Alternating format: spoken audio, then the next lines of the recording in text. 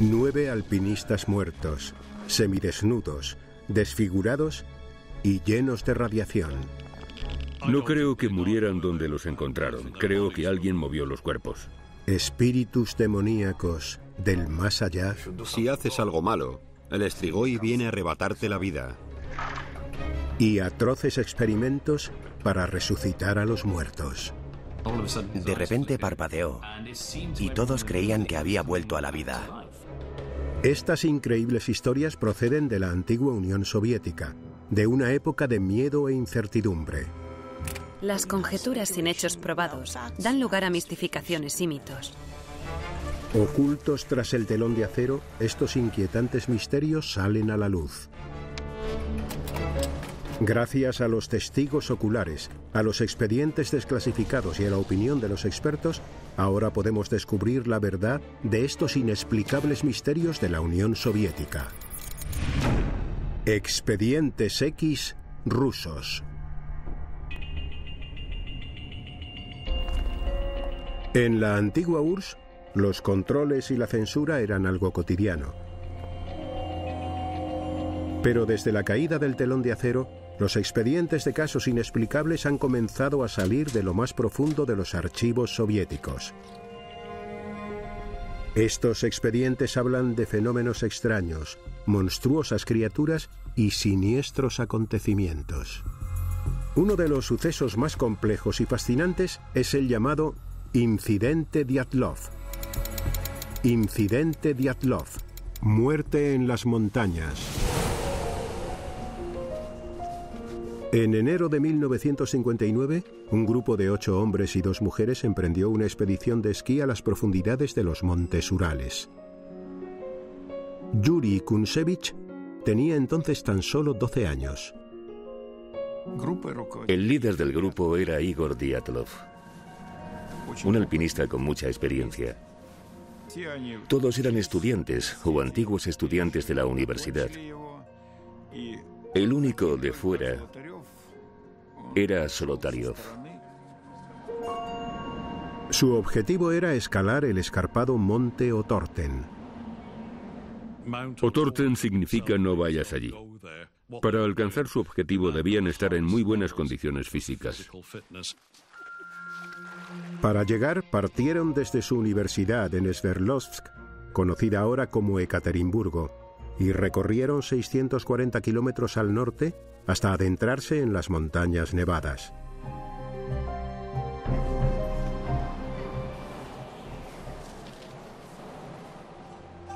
La noche del viernes 30 de enero, Sina Kolmogorova escribió lo siguiente en su diario. Estamos siguiendo el curso del río Auspia. Y al final añadió una nota que decía: creo que hoy construiremos un cobertizo. Fue lo último que escribió.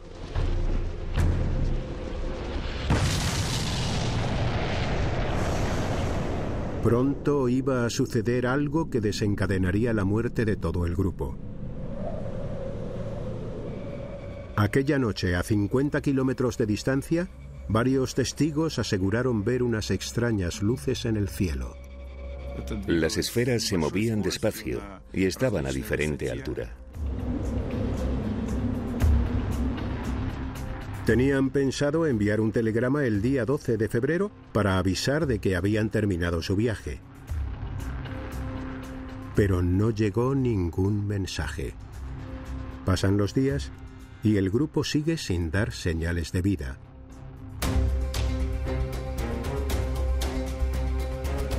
Comienza entonces una misión de búsqueda y rescate impulsada por los familiares y amigos de los montañeros.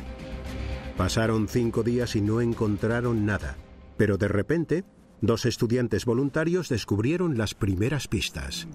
Llegamos en helicóptero el día 23 y el 25 encontramos las marcas de los esquíes. A pesar del espesor de la nieve y de las gélidas temperaturas, lograron seguir las huellas de los esquíes. Y a la mañana siguiente encontraron la tienda de campaña. La tienda estaba fuera de la ruta que habían planeado y a 14 kilómetros de su destino, el monte Otorten. estaba situada en la ladera de una montaña diferente a la que los lugareños llaman Kolatsiaki, la montaña de los muertos. ¿Por qué cambiaron el rumbo? Pero lo más extraño es que la tienda parecía estar rajada desde el interior. Dentro de la tienda estaba toda su ropa de abrigo y se habían dejado incluso las botas. Era muy raro. Salir sin ropa en pleno invierno es un suicidio. Algo les debió de aterrorizar y salieron corriendo. ¿Qué les hizo salir despavoridos?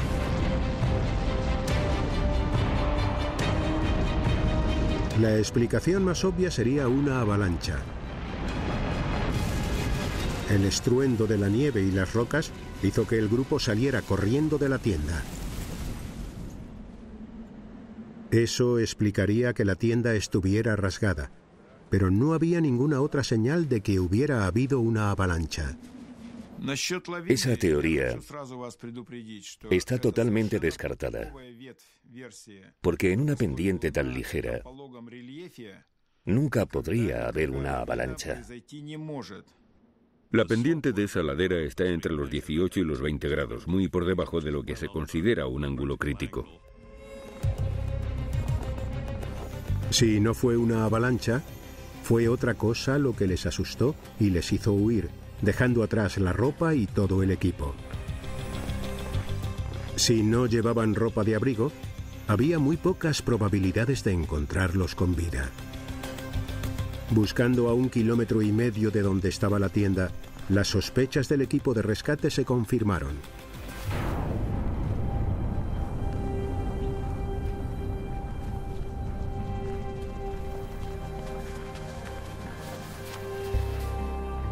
Vieron a 2 de los estudiantes cubiertos de nieve. Eran los cuerpos de Dorosenko y Krivonisenko. Estaban uno al lado del otro y llevaban únicamente la ropa interior. Estaban descalzos y no llevaban guantes. No presentaban ninguna señal ni lesiones externas visibles. ¿Se habrían congelado hasta morir? Tras varios días de búsqueda en unas condiciones climáticas brutales, se habían recuperado 5 de los 9 cuerpos, pero ninguno presentaba lesiones que pudieran explicar sus muertes. La autopsia reveló que los 5 alpinistas habían fallecido por hipotermia. Probablemente sufrieron el llamado desnudo paradójico, un estado de confusión y desorientación propio de la hipotermia por el cual el afectado comienza a quitarse la ropa. Pero los rescatadores creían que alguien más había tenido que ver con estas muertes. Por la forma en que estaban colocados los cuerpos, creíamos que alguien los había puesto así intencionadamente. Era como una especie de montaje. Comenzaron a dudar de la investigación oficial, pero las autoridades soviéticas los ignoraron por completo cuando manifestaron su opinión. Tras examinar el informe oficial, los nuevos investigadores destacan una serie de extraños hallazgos del campamento que no acaban de cuadrar. En la tienda se encontraron una serie de objetos que no pertenecían a ningún miembro del grupo. En concreto, eran un bastón de esquí y una linterna. El grupo tenía un detallado inventario del equipo que llevaba, y estos objetos no aparecían en él.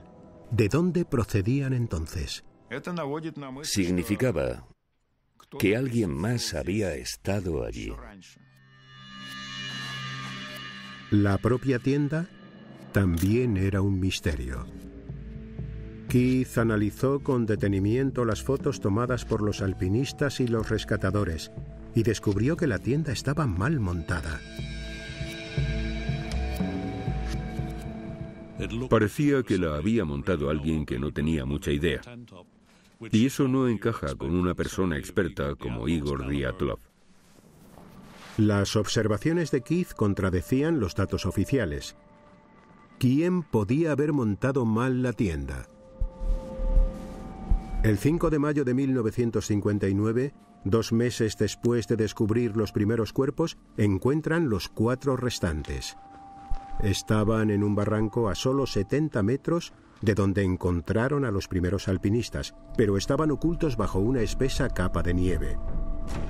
El hallazgo conmocionó a los rescatadores. Todos presentaban lesiones muy graves.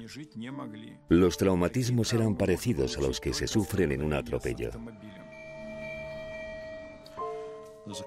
En esta foto se ve a Luda encima de una roca junto a un pequeño riachuelo. Le faltaba la lengua y tenía el cartílago de la nariz totalmente aplastado, como si le hubieran dado un golpe en la cara y el impacto se lo hubiera destrozado. Algunas lesiones podrían ser de los 2 meses posteriores a su muerte, provocadas por animales que buscaban comida. Pero al analizarlas con detenimiento, se descubrieron más anomalías. En lugar de zapatos, Luda tenía los pies envueltos en una tela que pertenecía a los estudiantes que murieron primero. Y lo más extraño es que su chaqueta emitía radiación. Los alpinistas eran civiles. ¿Por qué iba a haber rastros de radiación?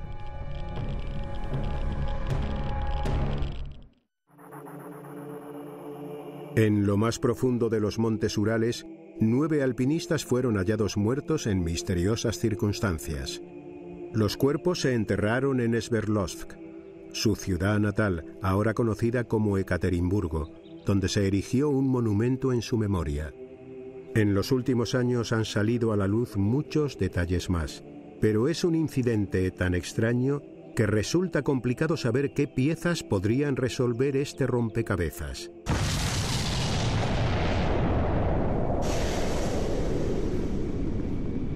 Se han planteado innumerables teorías, y la pieza clave han sido aquellas luces que aparecieron en el cielo. Para algunos solo pueden ser una cosa: ovnis. Lev Ivanov lideraba la investigación. Él era policía y hasta que murió estaba convencido de que los ovnis tuvieron algo que ver. Otros investigadores creen que hay una explicación más realista. Para ellos, las luces y las lesiones que presentaban algunos de los cuerpos apuntan a algún tipo de prueba militar.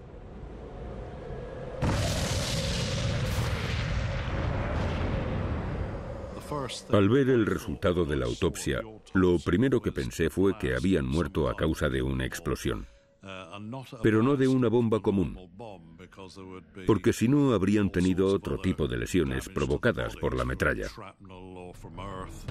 Keith cree que en esa zona se estaban haciendo pruebas con un tipo de bomba especial, las bombas con paracaídas. Normalmente estallan a 40 o 50 metros y la explosión destruye todo lo que hay alrededor. Aunque estés a cierta distancia, te pueden reventar los pulmones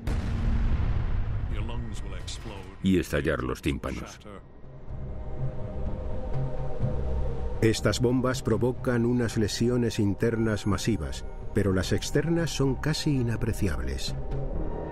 Keith sigue buscando más información en fuentes militares y antiguo personal militar. Está convencido de que va por buen camino. Hay pruebas de que 2 bombarderos sobrevolaron la zona norte de los Urales aquella noche, y uno de los miembros de la tripulación dijo que habían lanzado bombas con paracaídas en esa zona. La prueba más contundente de esta teoría reside en un hallazgo reciente. El año pasado encontramos un fragmento de un misil. No demuestra que los artefactos lanzados por los bombarderos les mataran, pero es bastante probable. Es demasiada coincidencia. Es posible que el grupo de estudiantes muriera accidentalmente durante unas pruebas militares con bombas. Estaban en el lugar y el momento equivocados. Pero la trama se complica aún más. Después de que murieran, ¿es posible que el ejército ruso estuviera involucrado en un encubrimiento a gran escala? No creo que murieran donde los encontraron, sino a varios kilómetros de allí, y que después movieran los cuerpos. Querían encubrir los asesinatos.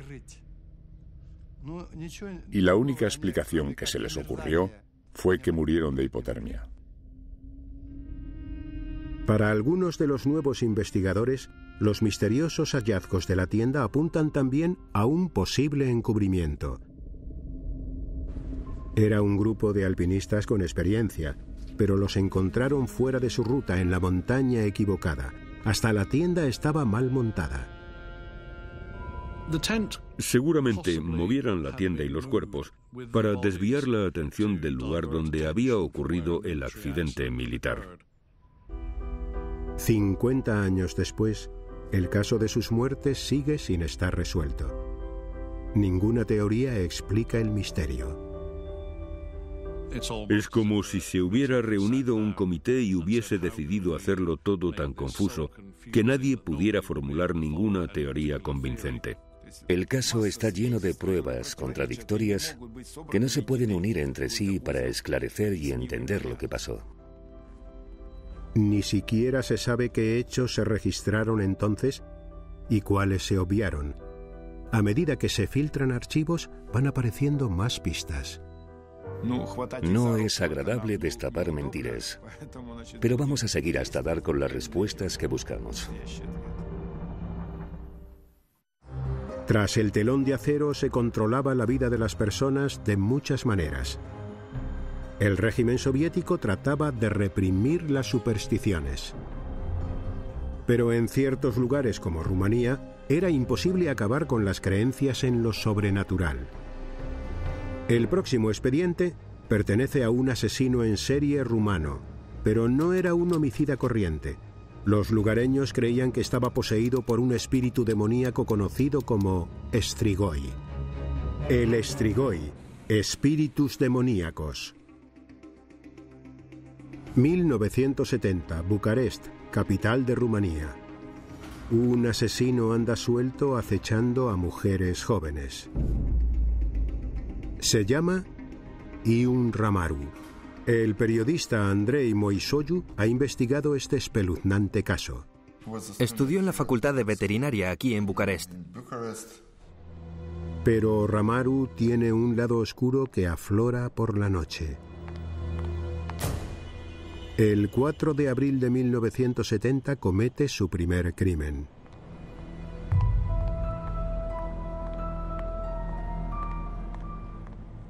La víctima era una mujer. Le golpeó la cabeza con un objeto contundente.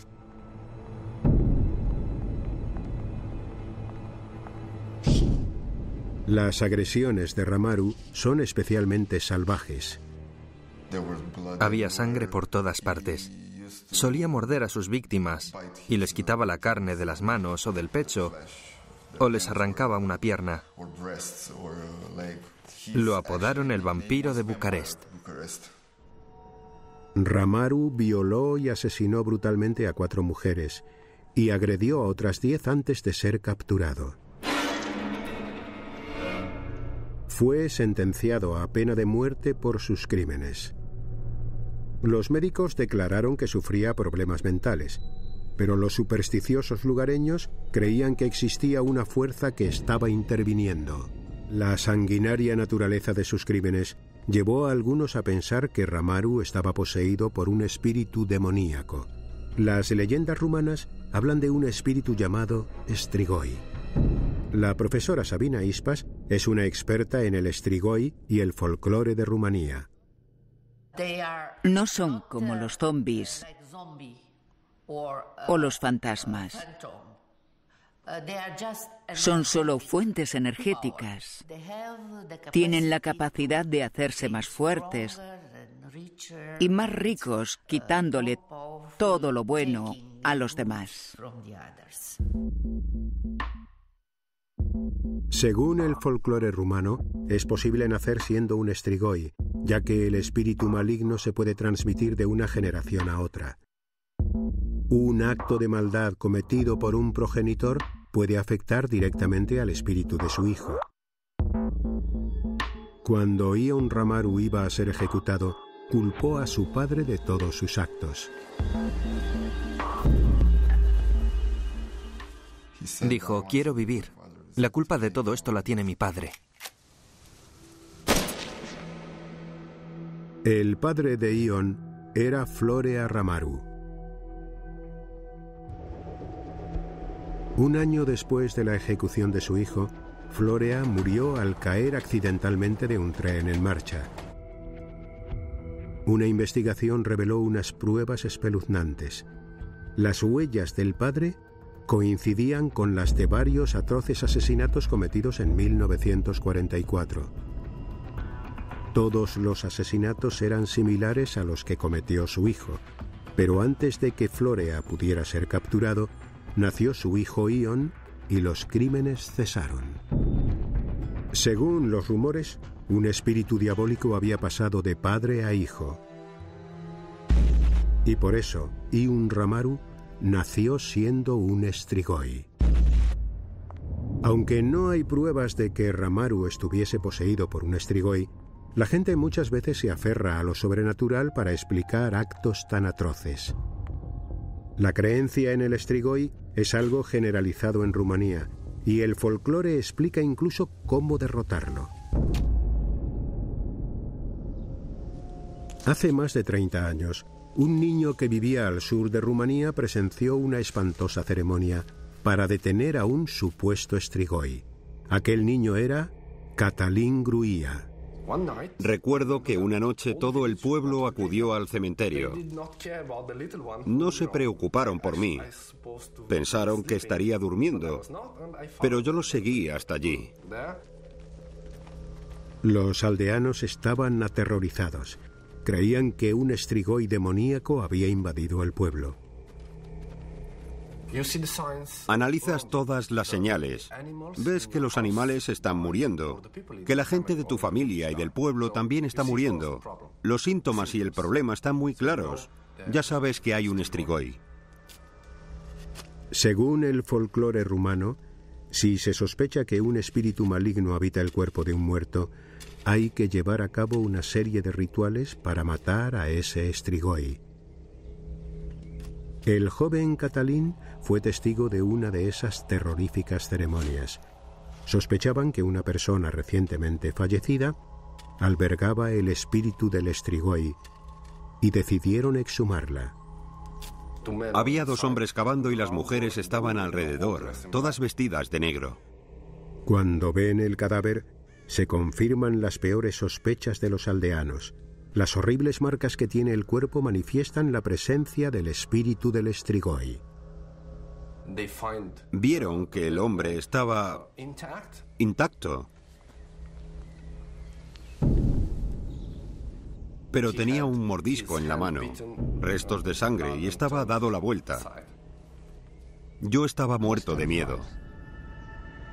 Cătălin no recuerda muy bien qué pasó después, pero según el folclore rumano, para matar a un Strigoi hay que utilizar una estaca de madera y ajo. La aterrorizada comunidad tomó medidas desesperadas y rezó para que el ritual para matar al Strigoi hubiera funcionado.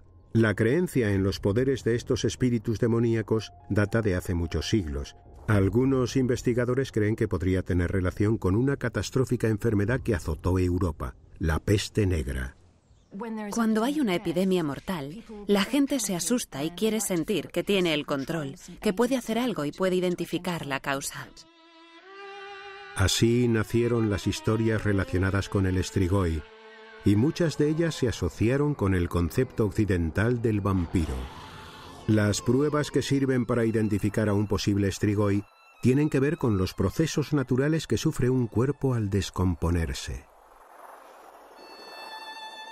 Se ven cosas muy desagradables, como burbujeos y cambios de posición. La cara puede enrojecerse y el cuerpo hincharse. La gente cree que el color rojo alrededor de la boca es sangre de aquellos a los que han mordido, pero se debe al proceso de descomposición del cuerpo. Existen explicaciones racionales que responden a buena parte de las leyendas y supersticiones que rodean al Strigoi, pero eso no impide que la gente siga creyendo en él. Si haces algo malo, el Strigoi viene a arrebatarte la vida.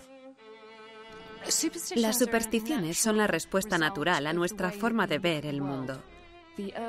El deseo de dar con el culpable de lo sucedido y tener algún tipo de ritual para acabar con él proporciona una sensación muy satisfactoria para el ser humano. Pero mientras la gente piense que el Strigoi es una amenaza real, se seguirá creyendo en él.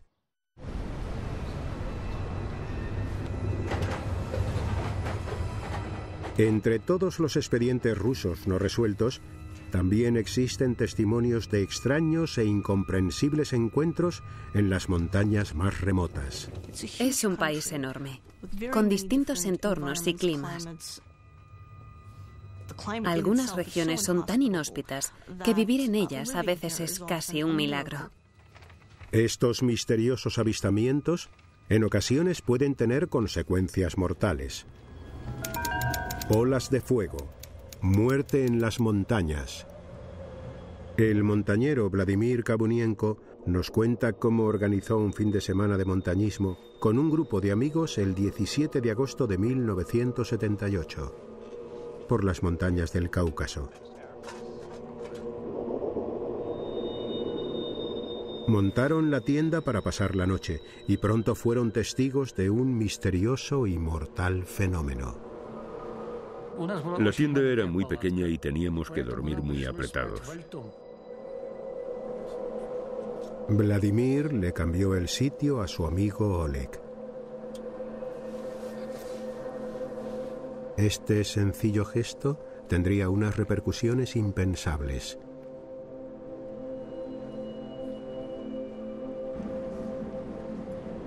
Aquella noche, el tiempo empeoró. Estando solos en la montaña, los escaladores no podían estar preparados para lo que iba a suceder. Vladimir recuerda que alrededor de las 2 de la madrugada, algo aterrador le despertó. Era como una pelota de tenis que brillaba con mucha intensidad.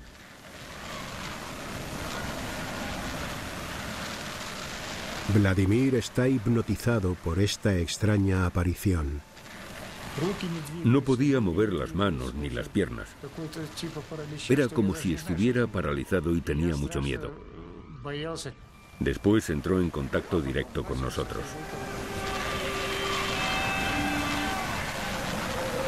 La bola de fuego estaba extremadamente caliente.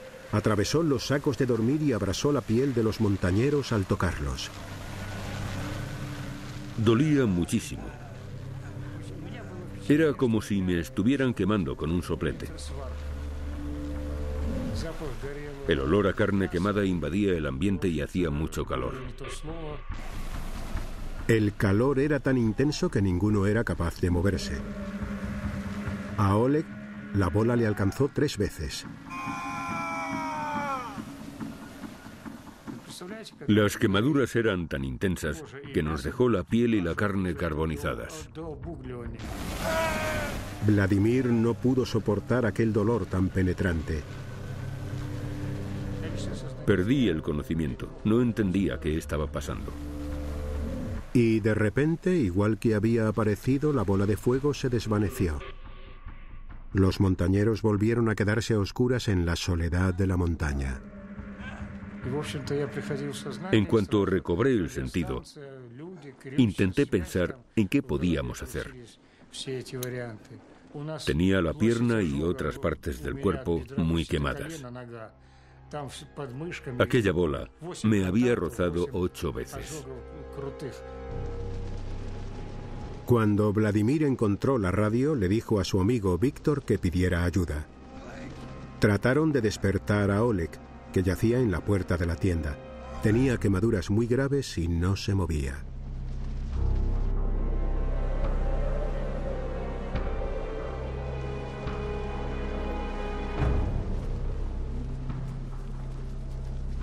El equipo de rescate tardó en llegar y al ver lo sucedido quedaron horrorizados. No puedo reproducir lo que dijo el médico, porque utilizó un lenguaje muy fuerte. Pero lo que vio le sorprendió muchísimo.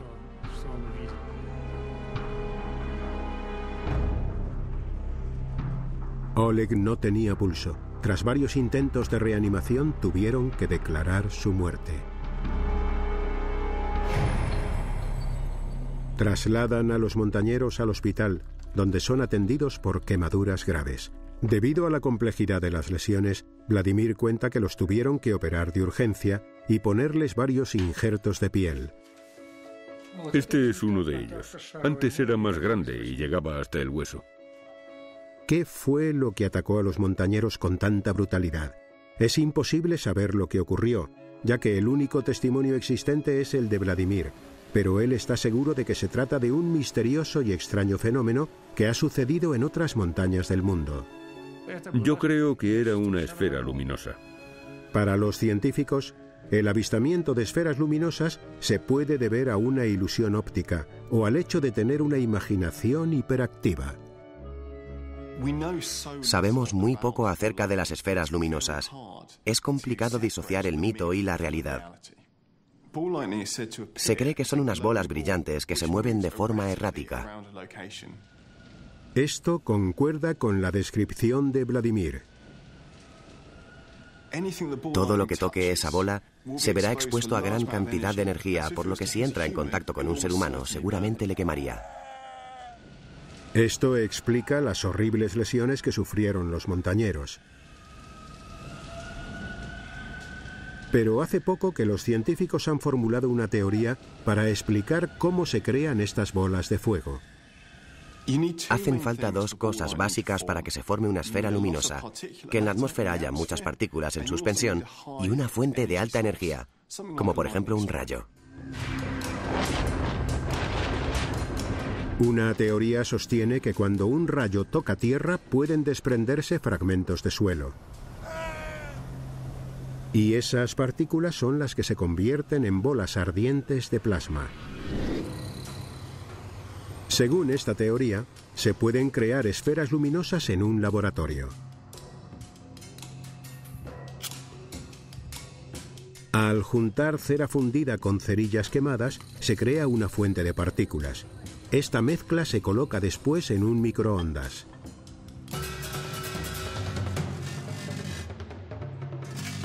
Las microondas calientan las partículas igual que lo haría un rayo. Las partículas se han prendido con la energía del microondas y se ha formado un plasma estable llamado esfera luminosa.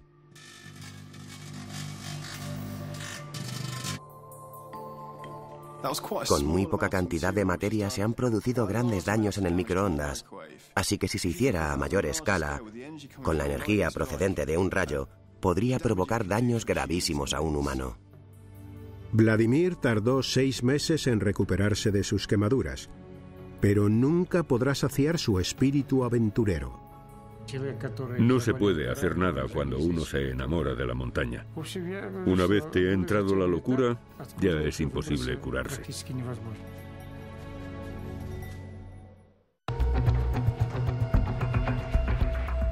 Además de misteriosos e inexplicables casos no resueltos, los archivos rusos contienen detalles de sorprendentes experimentos médicos. Eran tiempos movidos por la búsqueda de fines políticos y acciones de ética dudosa.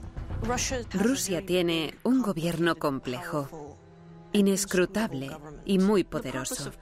La Unión Soviética pretendía controlar la información para proyectar una imagen de éxito y poder. Uno de los relatos más escalofriantes data de los años 20. Las imágenes muestran a científicos rusos creando abominables monstruos e incluso tratando de revivir a los muertos. Experimentación médica, terror en el laboratorio. Mientras muchas instalaciones científicas estaban escondidas en recónditos páramos nevados, este espeluznante caso ocurrió en pleno corazón de Moscú. El protagonista de esta historia es el cirujano ruso Sergei Bryukhanenko. Fue testigo de los horrores de la Primera Guerra Mundial y decidió centrar sus estudios en el trasplante de órganos. Aquellos científicos querían saber cómo funcionaban ciertos órganos dentro del cuerpo. Pero era complicado, porque están en el interior. Y cuando los extraes, suelen dejar de funcionar. Si un órgano sano puede sustituir a uno que está fallando, quizás algún día se pueda incluso evitar la muerte. Bryukhanenko estudiaba la posibilidad de mantener los órganos vivos una vez extraídos del cuerpo. Inventó una rudimentaria máquina de reanimación llamada autoyector. Era una especie de aparato de cristal con tubos de plástico o de goma, cuyo objetivo era suministrar sangre, reoxigenarla para eliminar los residuos e introducirla de nuevo en el órgano. Empezó a experimentar con animales.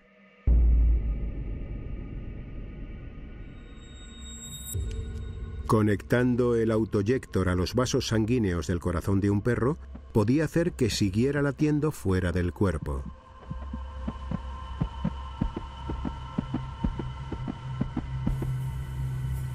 Pero Bryukhanenko iría todavía más lejos. Quería mantener con vida algo de mayor tamaño. Y probó con la cabeza de un animal.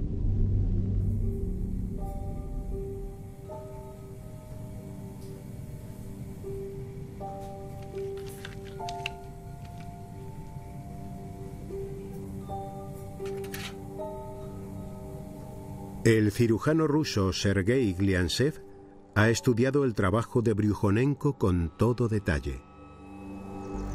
Cogió a un perro, le cortó la cabeza y le inyectó una medicación en los vasos sanguíneos.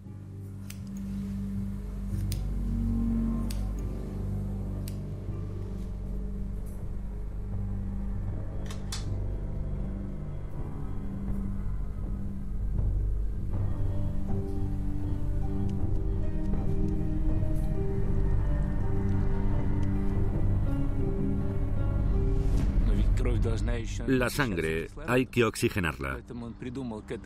Por eso cogió 2 tubos y los introdujo en los pulmones de otro perro.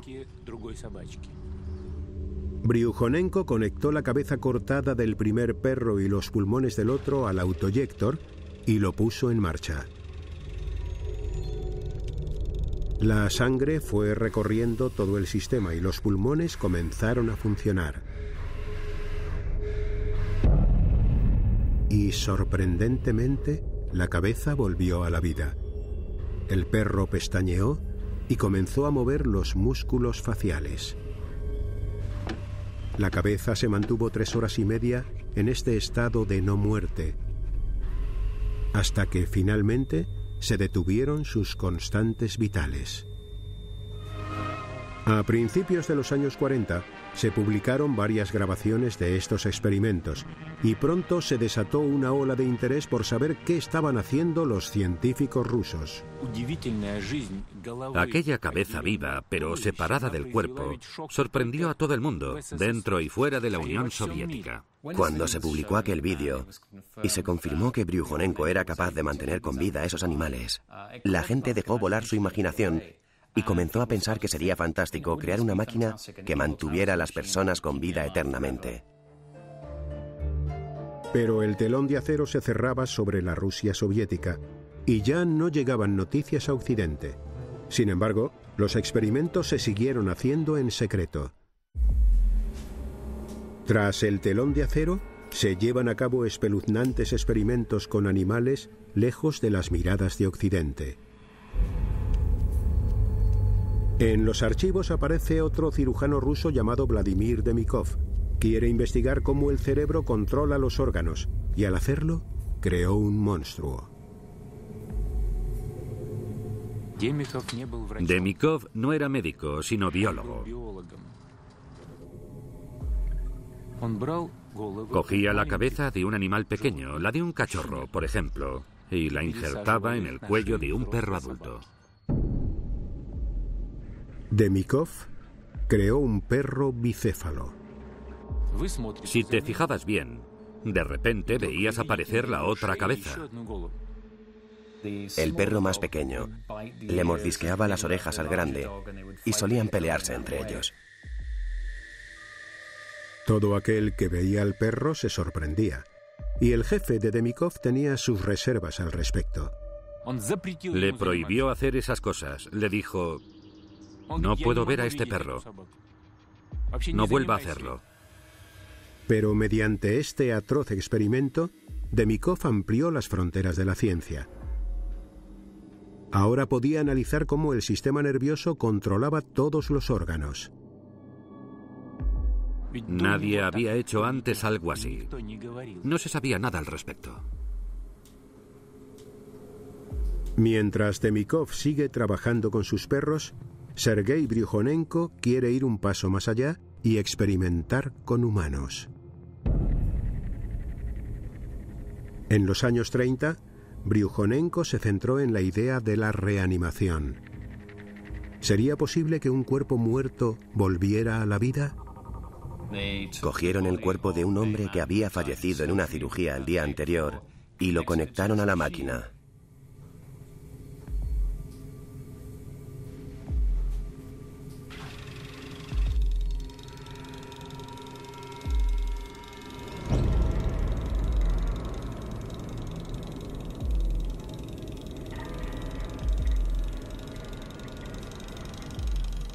Después de unos 15 minutos, en aquella sala donde únicamente se oía el chasquido de la máquina, el hombre emitió un estertor.